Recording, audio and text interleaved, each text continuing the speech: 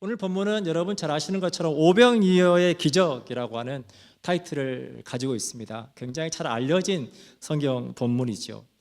저희가 성경 안에서 이런 말씀을 묵상할 때 저희 마음 가운데 질문 하나가 떠오르죠. 다 좋은데 이게 말이 되나? 정말 예수님께서 이렇게 능히 뭔가를 하실 수 있다고 이해는 되는데 진짜 이런 기적이 말이 되나? 그런 마음에 의문이 듭니다. 오늘 본문의 5절부터 7절까지는 우리가 가지고 있는 우리의 계산법에 대해서 우리에게 설명해 줍니다. 제가 한번 더 읽어드릴게요. 예수께서 눈을 들어 큰 무리가 자기에게로 오는 것을 보시고 빌립에게 이르시되 우리가 어디서 떡을 사서 이 사람들을 먹이겠느냐 하시니, 예수님께서 빌립에게 묻습니다. 이렇게 많은 사람들을 우리가 어디서 떡을 사서 먹일 수 있겠냐? 빌립에게 예수님께서 물어보십니다. 6절입니다. 이렇게 말씀하시면 친히 어떻게 하실지를 아시고 빌립을 시험하고자 하심이라. 빌립이 대답하되 각 사람으로 조금씩 받게 할지라도 200데나리온의 떡이 부족하리이다. 여러분, 예수님 당시에 한 데나리온은 노동자 하루 품삯이었습니다. 노동자 하루 품삯인데 200데나리온, 오늘날 가치로 환산하면 수천만 원에 수만 달러에 해당하는 큰 금액이죠. 당시 200데나리온의 기준이 약 한 5천 명분의 빵을 살 수 있는, 떡을 살 수 있는 돈이라고 해요. 사랑하는 여러분, 200데나리온의 떡, 수천만 원의 돈을 가지고 떡을 사도 그 떡이 부족할 것입니다. 무슨 말입니까? 불가능합니다. 그 얘기를 하고 있는 거죠. 미국 LA에서 소외된 이웃들을 섬기고 있는 이준 목사님이라는 분이 계세요.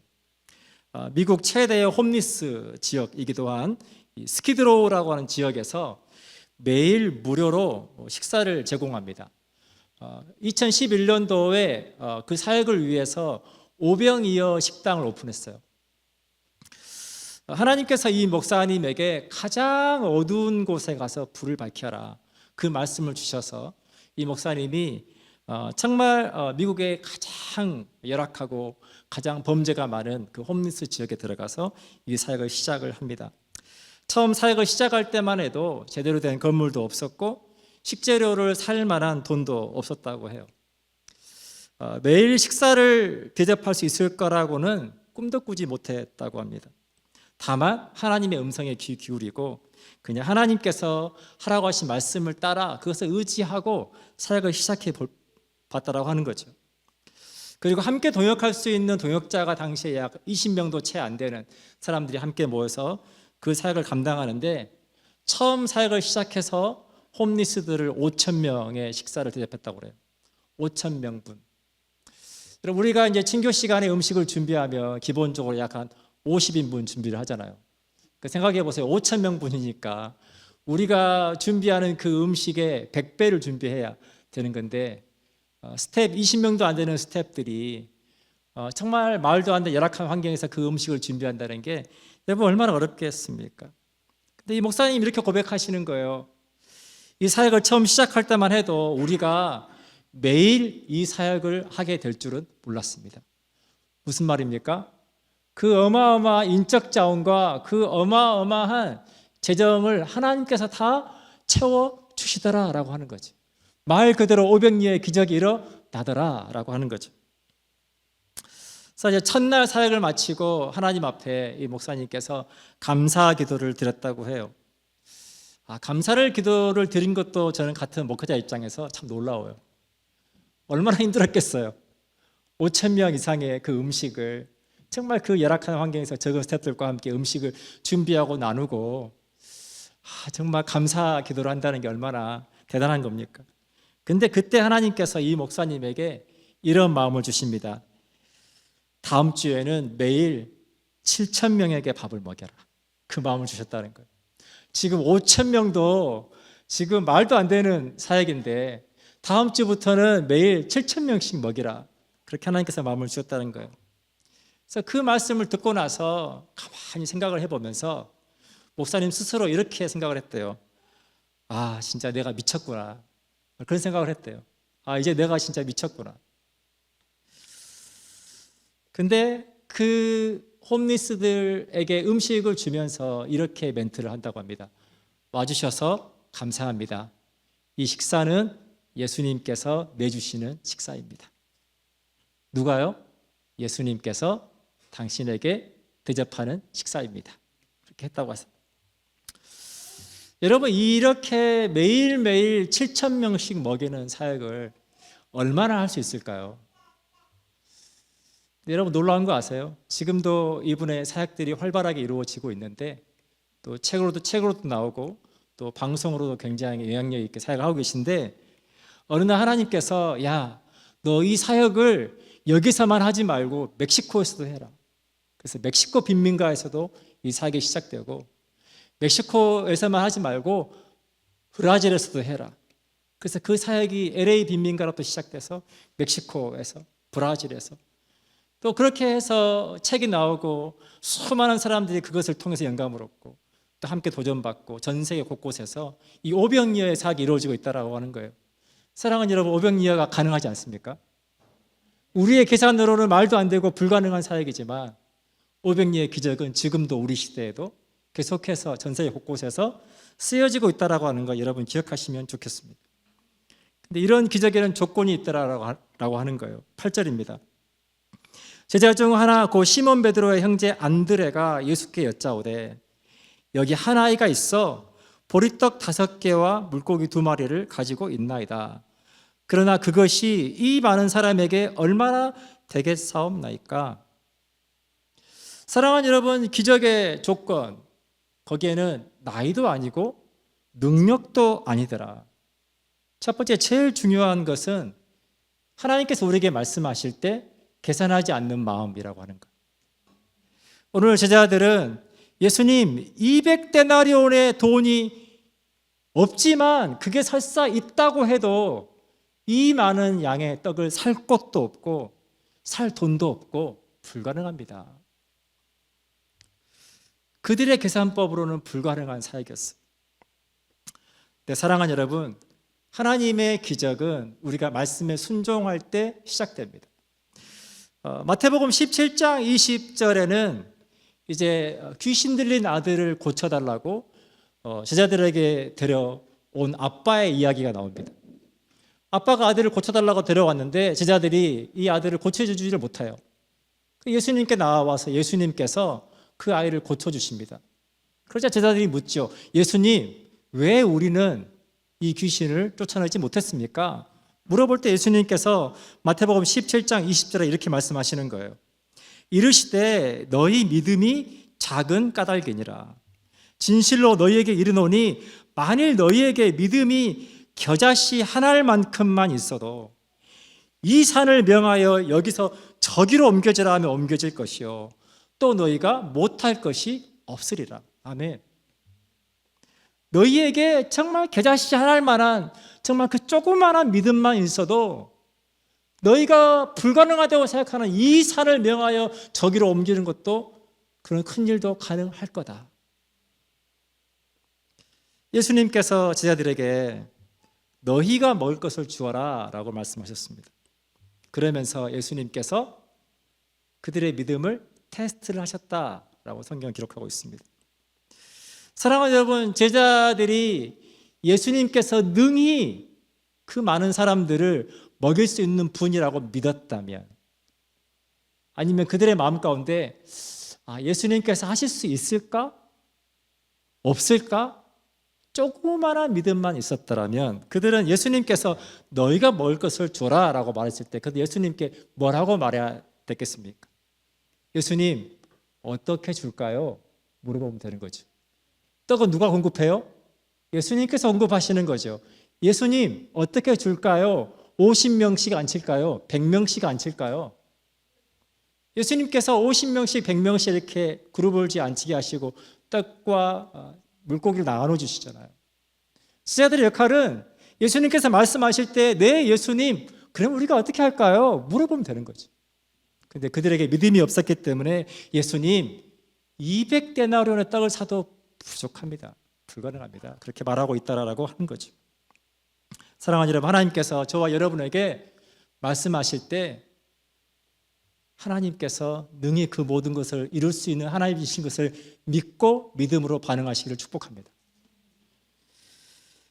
그리고 마지막 조건이 뭐냐면 감사하는 마음입니다. 9절입니다. 여기 한 아이가 있어 보리떡 5개와 물고기 2마리를 가지고 있나이다. 영어 성경에는 조금 더 구체적으로 설명해 두고 있습니다. 한 소년이 그가 가지고 있는 작은 떡과 작은 물고기를 가지고 내놓았다, 이렇게 기록되어 있어요. 사랑하는 여러분, 한번 생각을 해보세요. 아무도 음식을 내놓지 않는데 남자 꼬마 아이가 자기 먹을 것을 여러분 내놓는다는 게 이게 보통 일입니까? 여자 아이도 아니고 남자 아이가 자기 먹을 것을 내놓는다는 게 불가능한 일이에요. 그건 불가능한 일입니다. 생각을 해봤어요. 어떤 일이 있었을까? 그 아이가 너무 순진해가지고 실수로 자기도 모르게 먹을 거 있는 사람, 그러니까 저 있는데요 하고 내놨을 수도 있겠죠. 아니면 이제 음식을 들고 있었는데 제자들이 여러분 가운데 음식 있는 사람 이렇게 물어보니까 눈이 딱 마주쳐가지고 들고 있다가 이거 안 줄 수도 없고 마지못해서 이렇게 줬을 수도 있죠. 아니면 예수님께서 수많은 무리가 예수님을 따라왔을 때 2가지를 하셨죠. 병자들을 고치셨고 가르치셨다라고 되어 있어요. 이 꼬마아이가 예수님 말씀에 너무 은혜를 받고 제가 주님께 이거라도 드리겠습니다 드렸을까? 근데 또 그거는 아닌 것 같아요. 그래서 제가 말씀 묵상하면서 이런 생각이 들었어요. 이 꼬마아이가 혼자 거기까지 따라오진 않았을 텐데 분명히 부모님과 함께 왔을 텐데 수많은 병자들이 예수님께서 고치신다는 말을 듣고 왔단 말이에요. 그럼 이 아이의 가족들도 누군가가 아파서 왔을 텐데 예수님께서 그 가족을 고쳐주시는 것에 대한 이 꼬마가 감사한 마음으로 얼마 안 되지만 제가 이거라도 예수님께 드리고 싶은 마음으로 드리지 않았을까. 제 모든 상상력을 동원해서 그게 가장 상황에 맞겠다는 생각이 들었어요.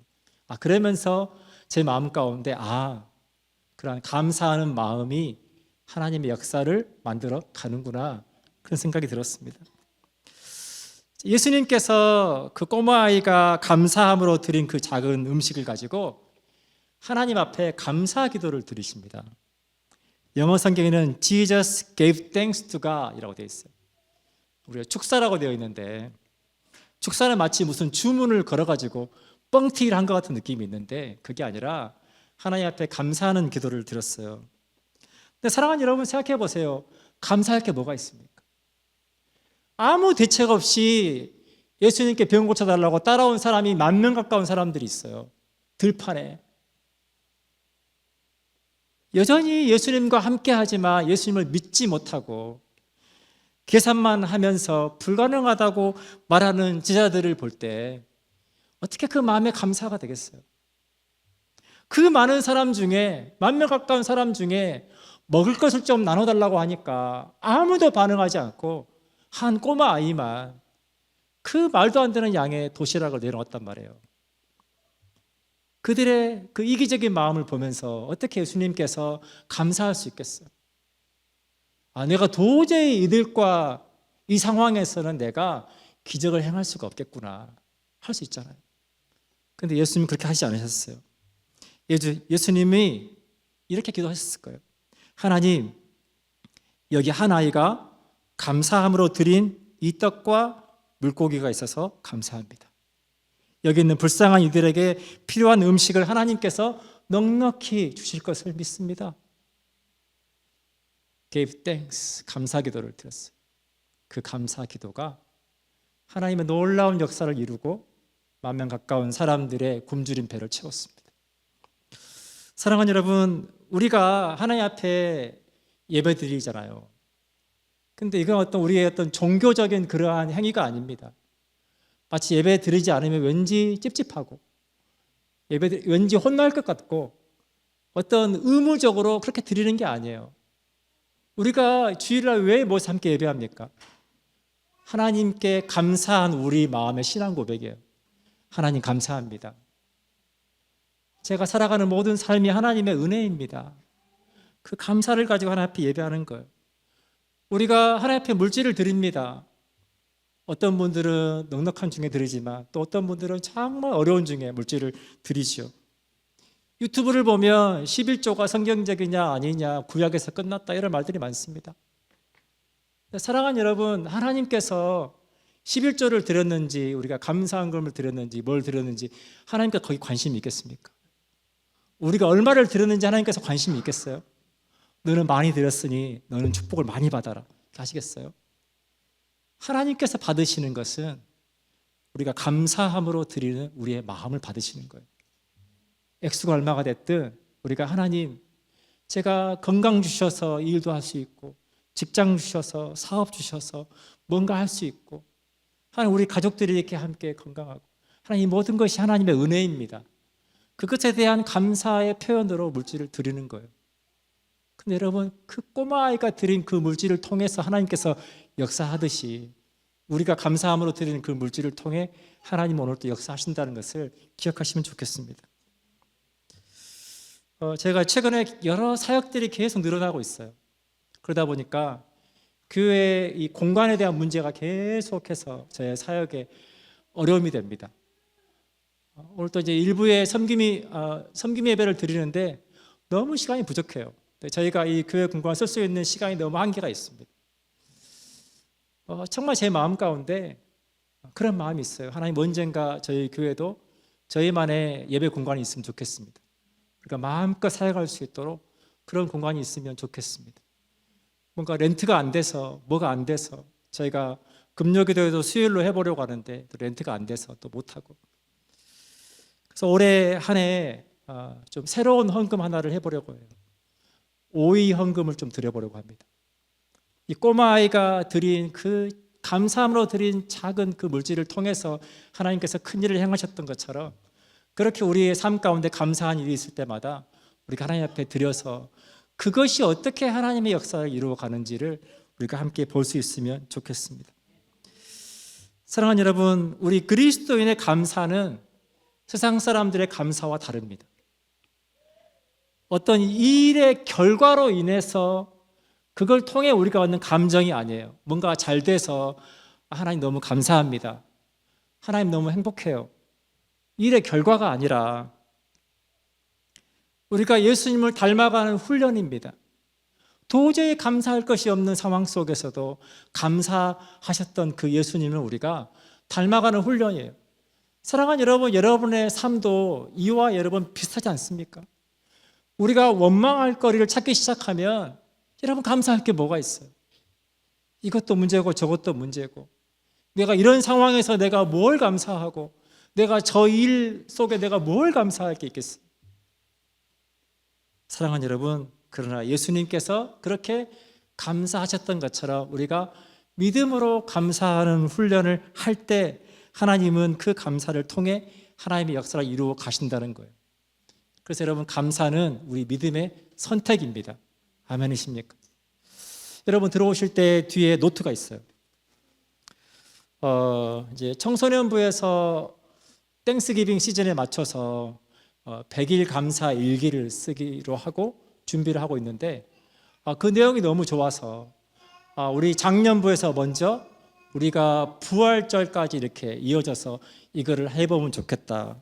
그렇게 해서 해마다 연초에 저희가 신앙 부흥을 위해서 특별 심야 기도도 해보고 이렇게 해보는데 많은 분들이 함께 하지 못해요. 아이들 때문에도 그렇고 일 때문에도 그렇고 함께 하지 못해서 올해는 우리 연초에 신앙 부흥 운동을 100일 감사 일기로 한번 시작해보자, 그런 생각이 들었어요. 이 100일 감사 일기 안에는 100가지의 감사할 제목들이 들어있습니다. 이런 거예요. 오늘 하루 당연하지만 감사한 것 한 가지. 그래서 매일매일 감사의 주제가 있어요. 그 주제를 가지고 감사일기를 100일 동안 쓰실 분들만 노트를 가져가셔서 매일매일 쓰시면 됩니다. 그 100일 동안 감사일기를 다 쓰시면 뭐가 있을까요? 상이 있습니다.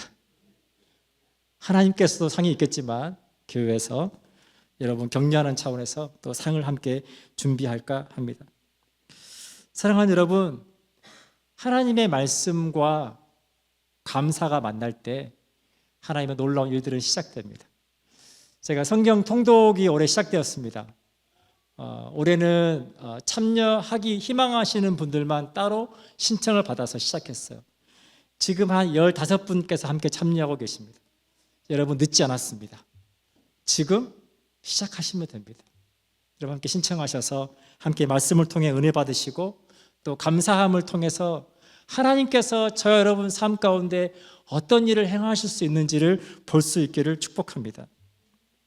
그래서 우리가 100일 동안 일상의 숨은 감사, 나 자신을 돌아보는 감사, 또 회복과 은혜의 감사, 관계의 감사, 여러 감사한 것들을 우리가 다시 회복하는 귀한 시간이 되면 좋겠습니다.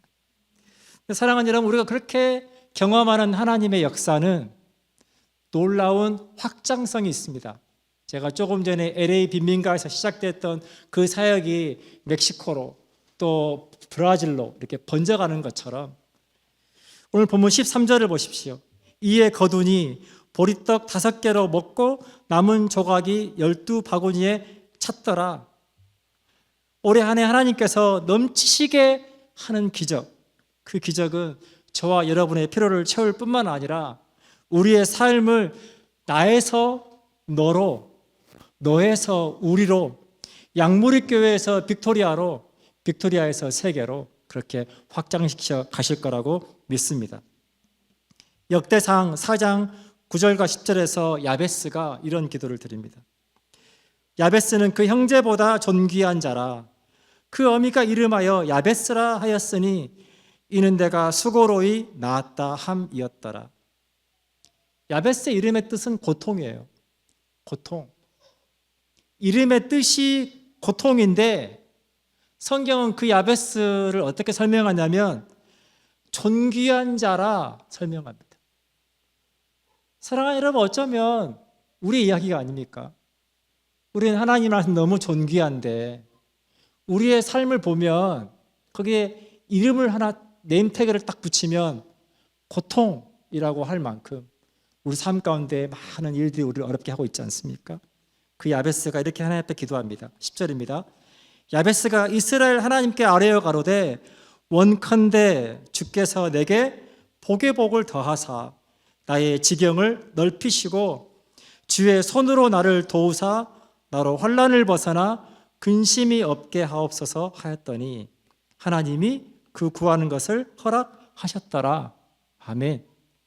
올해 한 해 하나님께서 저와 여러분의 삶 가운데 환난을 벗어나 근심이 없게 하시고 복의 복을 더하시고 지경을 넓히셔서 우리의 삶의 영역뿐만 아니라 영적인 영향력과 우리의 사명과 복음의 큰 확장이 있는 하나님의 역사를 보는 해가 되시기를 축복합니다.